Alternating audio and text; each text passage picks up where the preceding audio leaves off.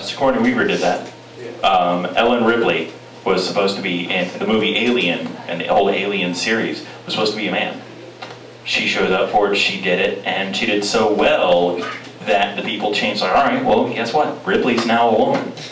So, you know, like they were saying, if it's the opposite sex, if it's the opposite race, still at least show up and put your 2 cents in, and you never know.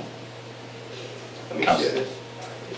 I did a scene for Cops. Remember when Cops came out? Cops, bad boys, what you gonna do? So there's a picture of me on the side of the Charlotte City buses where I've always been a clean cut, and a lot of times with castings, they'll say, you're too clean, we want somebody who looks real person. We want an executive type of look. And I'm the type of theatrical actor that I always submerge into a role. I mean, I don't know which one of you said it, but I study the character. I've never slept with crackheads, but I mean, I study, I dress it, I've, you know, put tattoos on my bodies, similar to what you did. I've put gold fronts in my mouth, you know, dress the character and become the person. And you know what? That is really draining and exhausting. Where, like, I think Spike said it when you were talking about the writer, to become that person. If a person wrote a book about that they were addicted to drugs and you have no experience whatsoever about being addicted to drugs, then unless you draw from something, then you're not going to be able to portray that role. And as a theatrical director, you are doing an injustice to your audience if you are faking it. You know, if you're pretending to be something that you haven't studied, that you haven't experienced. And we're not saying go out and you know, take a hit, yeah. You know, but be true enough to do your research and your homework that you can bring something to this director and say, I want this. You know, so, and that's your responsibility as an actor. Well, I mean, you don't have to do drugs. You can always just starve yourself for 24 hours and then put your dinner in front of you the next day and just look at it. And then draw from, I really want that. Kind of draw from there. But in reference to the tattoos, I had gotten a bit part as a Islamic prisoner. And so I went online and I did the research. And I had an artist of mine do fake tattoos of Islamic prison tattoos all over my body.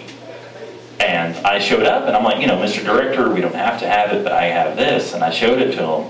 And he's like, well, I don't know. And I go, oh, don't worry, they're authentic. Because it was going to be shown overseas.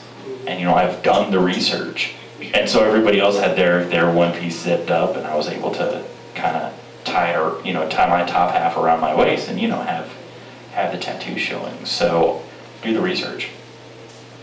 And like this young lady was saying right here, observe life. You know, nobody's saying that you have to go out. The only way that you're going to learn how to play a drug-addicted homeless person is to go out and sleep with the homeless people and do drugs. No, just go and do research. You can talk to those people. You can study their mannerisms. Mannerisms are very important, and I think that as an actor, you have to develop those layers of the character. You know, do the background, like he was talking about doing the research.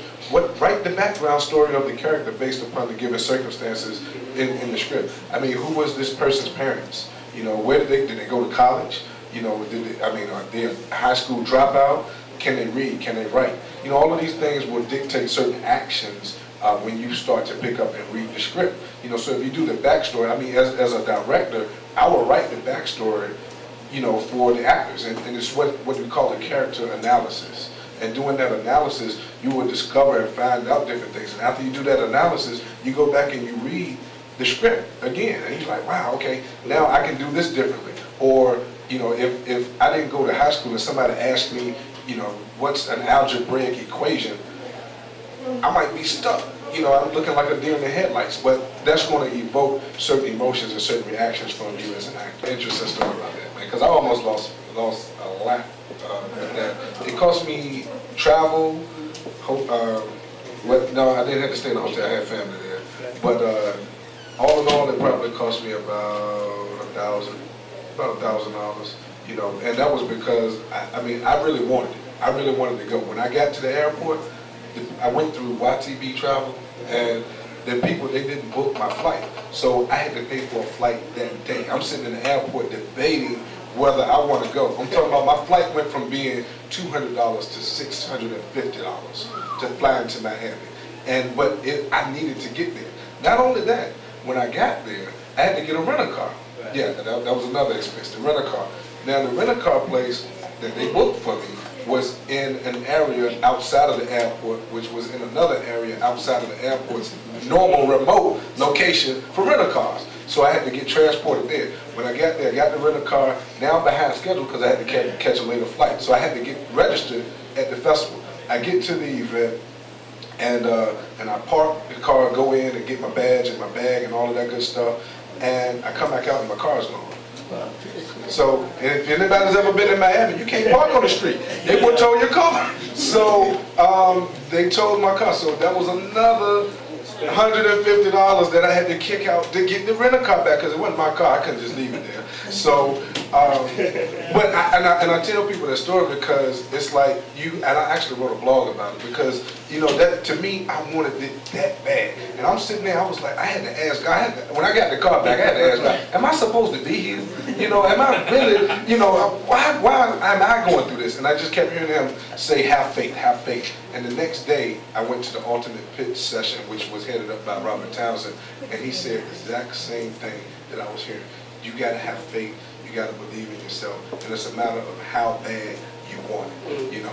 And he also shared a story in there too, where he talked about being an extra in a Pepsi commercial, and he was in the back row, kind of like they shot Eddie. You know, you were in the crowd. You were in the crowd. So imagine if you would have done something to catch the eye of the director doing that as an extra. He went from being a non-paid extra to being a principal role and ended up making $3,000 off of that one particular Pepsi commercial. And because he got paid, and I think he said it was up to about $50,000 when it was all said and done, because he got paid off of residuals from the commercial continuously running.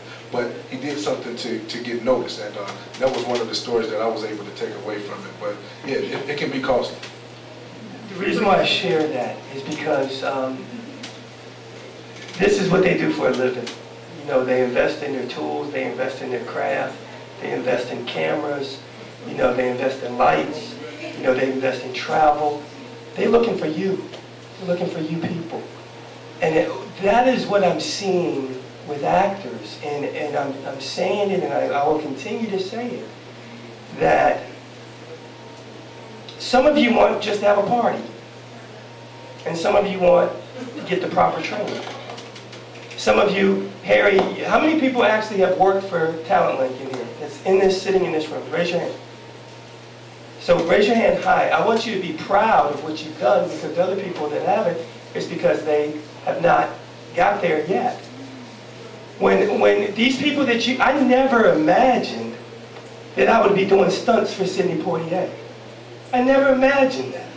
I never imagined that I would be having a cup of coffee with Della Reese.